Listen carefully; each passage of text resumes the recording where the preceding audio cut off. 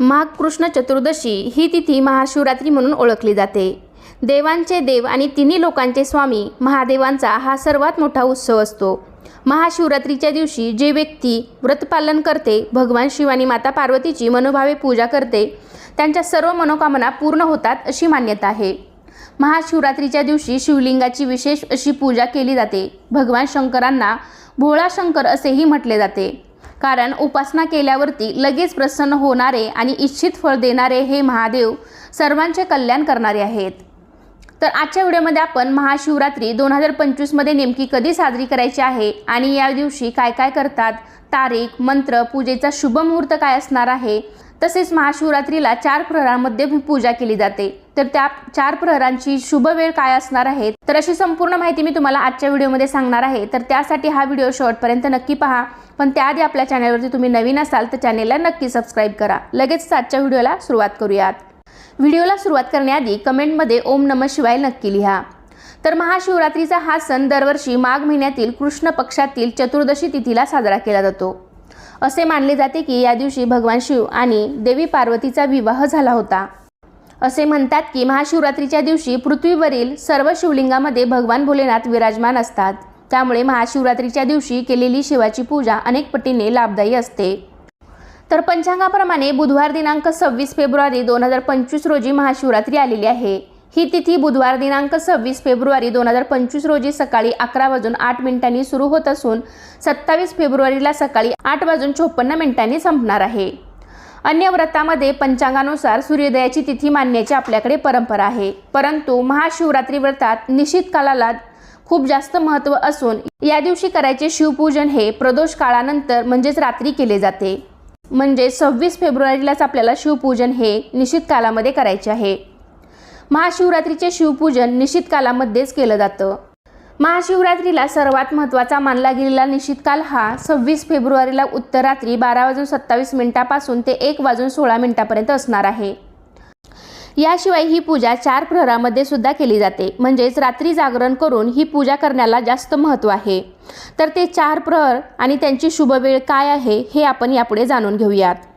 तर 26 फेब्रुवारीच्या रात्री पहिला प्रहर हा सायंकाळी 6:18 पासून ते रात्री 9:25 पहिला प्रहर असणार आहे। दुसरा प्रहर 26 फेब्रुवारीला रात्री 9:26 पासून सुरू होईल ते रात्री 12:35 असणार आहे। तिसरा प्रहर हा 27 फेब्रुवारीला मध्यरात्री 12:35 पासून ते उत्तरात्री 3:42 असणार आहे। चौथा आणि शेवटचा प्रहर 27 फेब्रुवारीला पहाटे 3:41 सुरू होईल, तो 27 फेब्रुवारीला सकाळी 6:47 असेल। तर यापैकी कुठल्याही प्रहरमध्ये तुम्ही पूजा केली, तुम्हाला शक्य असेल त्या प्रहरमध्ये तुम्ही पूजा करू शकता।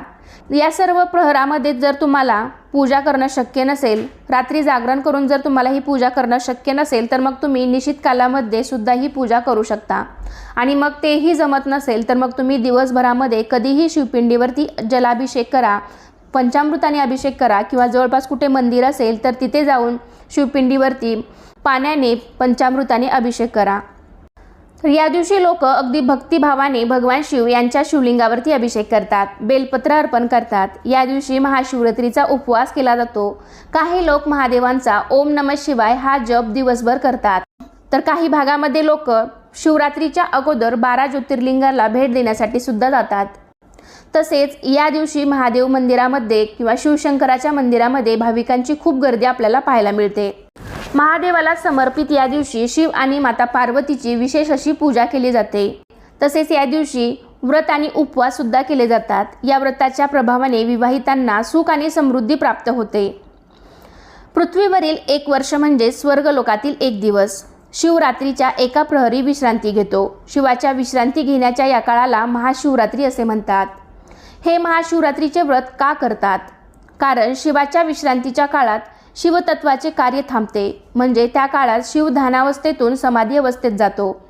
शिवाची समाधी अवस्था म्हणजे शिवाने स्वतःसाठी साधना करण्याचा काळ। त्या काळात विश्वातील तमोगुण शिवतत्व स्वीकारत नाहीत, त्यामुळे विश्वामध्ये तमगुणाचे प्रमाण किंवा वाईट शक्तींचा दाब प्रचंड वाढतो। त्याचा परिणाम आपल्यावर होऊ नये म्हणून शिवतत्व आकर्षित करून घेण्यासाठी सर्वजण महाशिवरात्रीचे व्रत करतात। महाशिवरात्रीचा उपवास केल्यामुळे आपल्या मनातील वाईट विचार नाहीसे होऊन सकारात्मक आणि चांगले विचार निर्माण होतात। या दिवशी भगवान शंकराच्या केलेल्या सेवेमुळे आपल्या मनातील सगळ्या इच्छा पूर्ण होतात। या दिवशी कडक उपवास केला जातो। माता पार्वतीला भगवान शंकर यांना प्राप्त करण्यासाठी कठोर तपश्चर्या करावी लागली होती। महाशिवरात्रीच्या या दिवशी माता पार्वतीची ही तपश्चर्या सफल झाली, म्हणजेच त्यांचा विवाह भगवान शिवशंकरांशी झाला। म्हणून अखंड सौभाग्य प्राप्तीसाठी महिला महाशिवरात्रीचे व्रत करतात।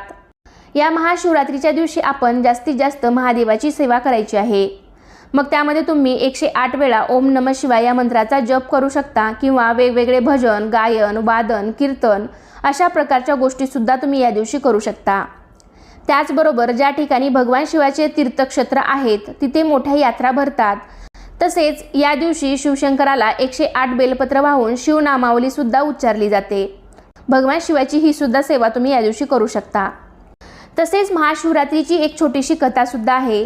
ज्यावेळी समुद्रमंथन झाले त्यात सृष्टीशी निगडीत सर्व महत्त्वपूर्ण गोष्टींची निर्मिती झाली, परंतु त्याचवेळी समुद्रमंथनातून हलाहल विष देखील बाहेर आले। या विषमध्ये ब्रह्मांडाला नष्ट करण्याची ताकद होती आणि या विषाला नष्ट करण्याची क्षमता केवळ भगवान शिवामध्येच होती। त्यामुळे त्यांनी हे हलाहल विष प्राशन करून ब्रह्मांडाला वाचवले। पण विष प्राशन केल्यामुळे त्यांचा कंठ निळा झाला व संपूर्ण देहाचा दाह होत होता। वैद्यांनी भगवान शिवांना संपूर्ण रात्र जागून काढण्याचा उपाय सांगितला। त्यावर सर्व देवांनी भगवान शिवांना बरे वाटावे म्हणून रात्रभर गायन आणि नृत्याची व्यवस्था केली। सकाळी महादेवांनी सर्वांना आशीर्वाद दिला आणि या संपूर्ण घटनाक्रमामुळे सृष्टी वाचली। म्हणून या दिवसाला महाशिवरात्री असे म्हटले जाते। अंगाच्या होत असलेल्या दाहामुळे भगवान शिवांनी या दिवशी तांडव नृत्य देखील केले होते। तर अशा प्रकारे महाशिवरात्रीच्या दिवशी जो कोणी भगवान शिवांची आणि माता पार्वतीची पूजा मनोभावे करेल त्यांच्या सर्व मनोकामना पूर्ण होतील। तर अशा प्रकारे तुम्ही सुद्धा येत्या महाशिवरात्रीला भगवान शिवाची उपासना नक्कीच करा। तुम्हाला सुद्धा त्याचं इच्छित फळ नक्की मिळेल। तर कसा वाटला तुम्हाला आजचा व्हिडिओ नक्कीच कमेंटद्वारे सांगा। व्हिडिओ आवडला असेल तर व्हिडिओला लाईक करा। तुमच्या फ्रेंड फॅमिलीमध्ये हा व्हिडिओ शेअर करायला विसरू नका। आणि आपले व्हिडिओ तुम्ही पहिल्यांदाच पाहत असाल, चॅनेलवरती पहिल्यांदाच व्हिजिट केली असेल तर चॅनेलला नक्की सबस्क्राईब करा। चला तर पुन्हा भेटूया अशाच एका छानशा आणि माहितीपूर्ण व्हिडिओमध्ये। तोपर्यंत सर्वांना श्री स्वामी समर्थ। ओम नमः शिवाय।